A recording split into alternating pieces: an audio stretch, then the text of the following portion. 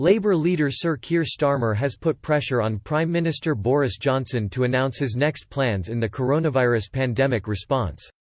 Sir Keir has laid out 7 principles he wants the Prime Minister to work on as he prepares to announce his blueprint on Sunday. The government is required by law to revise the lockdown restrictions set out in March by Thursday. In a statement released ahead of talks with the Prime Minister, Mr. Starmer said, "We want to support the government to get this right, and that is why we need a national consensus on what happens next. Our priority is protecting the public's health and saving lives. That is why we supported the lockdown and again support the restrictions staying in place at this time. That is why we supported the lockdown and again support the restrictions staying in place at this time. However, we need to be honest with the public about the challenges ahead. We are in this for the long haul. It is imperative that the government is properly planning for what happens next and properly supporting our NHS and social care services. Mistakes were made at the beginning of this crisis. The government was slow to implement the lockdown, slow on testing and slow to get PPE to frontline workers. We need to learn from those mistakes." The Labour leader asked for a national safety standard for businesses and schools, an ambitious target for contact tracing. He also called for the creation of additional help for individuals and businesses facing hardships due to the economic strain the measures have brought on.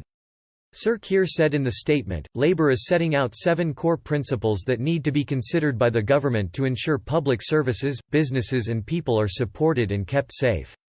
He added that people needed to know what the next steps were as their livelihoods depend on the Prime Minister's decisions.